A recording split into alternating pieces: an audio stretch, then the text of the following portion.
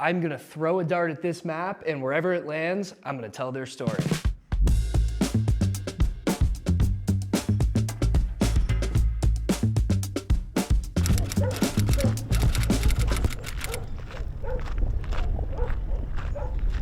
Jack, what are you aiming for? What do you want? Hoping for something that's in the United States. I'm nervous about hitting Canada. Honestly, just want to go somewhere I've never been before. Please make sure I don't step on Sierra. I can smell Sharpie so clearly. All right, let's do this thing.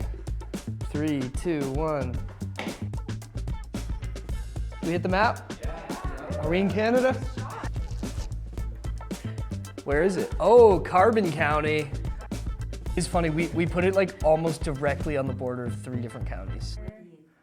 So we're looking for a reliable source, so we went with Wikipedia. So Bearcreek is 0.12 square miles. That's very small. 0 That's water. like exceptionally small. Population 91. 91. 91. About to be 93. In the car right now, heading to Bearcreek, just left Bozeman. It is snowing outside, and we are gonna go meet with Bob Scala, I think, maybe Shala, unsure yet. He's gonna give us a tour of the railroad and the mines in Bearcreek, so really excited to meet him. Nice to meet you. Nice to meet you, Thanks sir. for having us out here. Oh, no problem. So you look down here and you can see where the railroad ties were. Oh, wow. You see that? How long ago were they pulled out? 1954. It's crazy the scars are still here from 70 yeah. years ago. Yeah.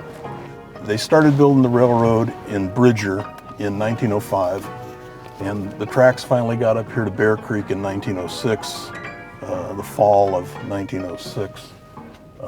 And so the town of Bearcreek was platted and surveyed during, I think, 1905. At the peak, there were 7 major mining operations here, and probably a dozen or more what they would call wagon mines, which are just little guys loading a little bit of coal in the back of their truck or a wagon. Here at Bearcreek, there's a 625 feet of rock layers, sandstone and shale, and then you have coal beds scattered through it. Wow. So there are actually 9 separate coal seams that are mined here. I'd have to look at my book for the exact numbers, but the peak year was during the First World War, and I think it was 1917 or 1918, and they did like, I'm going to say 677,000 tons. This is what was called the Sootless and Smokeless Mine, and that was one of the 7 coal mines. How did it get that name, Sootless and Smokeless? I don't know, he thought that was a advertising gimmick, probably, right? Let's see, what's something else to look at?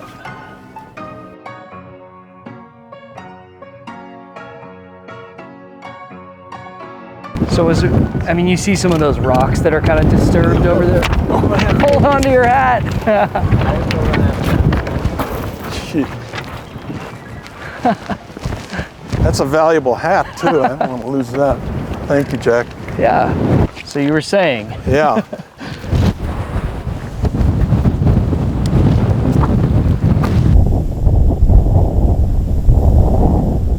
The Smith Mine is the site of the worst underground coal mine disaster in Montana history. The decaying buildings across the coulee are a memorial to the 74 men who died in the mine on the morning of February 27, 1943.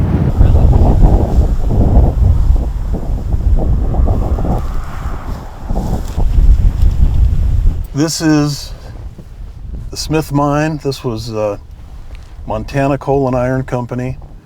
This was their first operation. They were the big guys in the valley, Montana Coal and Iron, and Elijah Smith, who I mentioned earlier, was the main guy behind this. It was all going to be torn down, and a lot of it has been torn down.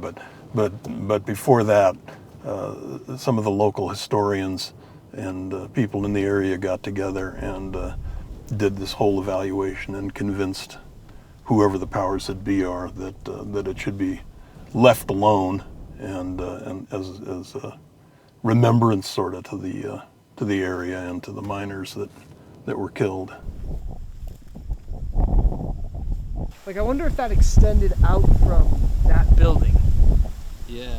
That is what everybody knows Bearcreek for. When I read the history, it's like, what do you know about Bearcreek? Well, there was a mine disaster there, you know. It was like, okay, anything else happened there? I don't know, you know, but everybody knows or has heard about the Smith mine disaster.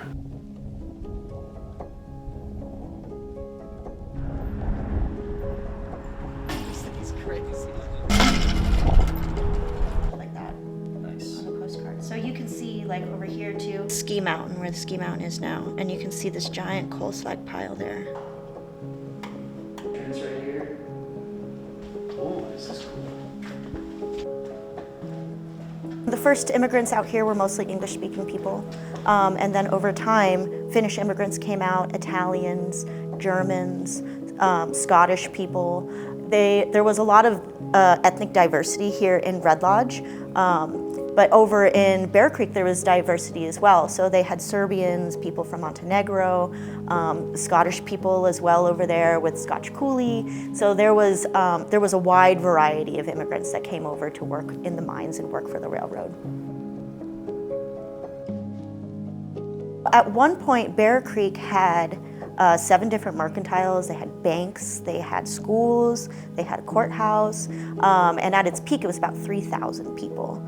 And that was between, you know, when it was incorporated in 1906 to about the mid-1920s. They had peak years in 44 and 45 to support the war effort. As soon as the war ended, things started to slide, and it was a combination of factors. Of course, demand was down in industry, and gradually companies that were the customers for the coal started shifting from coal to natural gas because the natural gas pipeline system in the state started to expand. We saw the population in Bearcreek at one point had swelled to something like 3,000, it looked like. Yeah, it might have even been more than that, yeah. It's hard to imagine where they all would have stayed. All of this whole valley was like houses, you know. When you look at there's old pictures of it, and all from the town of Bearcreek all the way up the valley, people had built houses. In some cases, they even picked up their homes and transported them over the hill here to Red Lodge, or dismantled entire buildings brick by brick and rebuilt them. So it is a very interesting history. What is Bearcreek like nowadays? What is it like?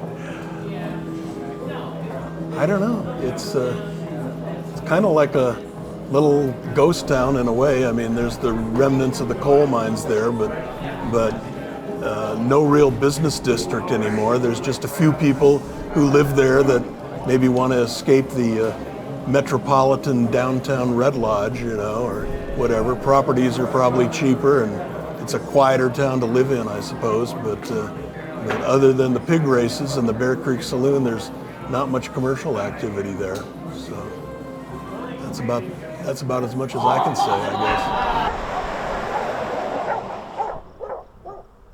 We are here at the Bearcreek Saloon and Steakhouse, home of the famous Bearcreek Downs pig races, and we're gonna go speak with the owners.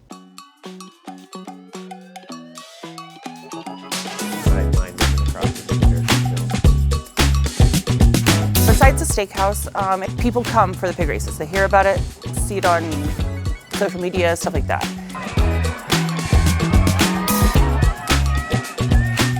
It's just a destination spot for sure, for not only to eat, but then, you know, stay and watch the races and bet on them and stuff like that. And like we were saying, pig racing is an anomaly. It's not something you see every day.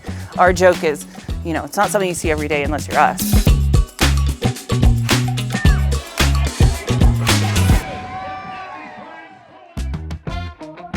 When the fires of '88 were going on and tourism was down, that's why they started the races, was so that they could just attract people. And they did it like horse racing. You could bet on them directly, all the stuff. Well, I don't know who exactly, if a horse racing commission or the state or who came down on them and were like, you can't do this. And so that's when they hired a lawyer, they went to Helena and they got the bill passed. There's a specific bill for this place that legalized that you can legally race pigs, gerbils, and hamsters. We're the only place we know of anywhere in the country where you can legally gamble on pig racing. There's other people that do pig racing in Wisconsin and other places at state fairs, but it's entertainment only.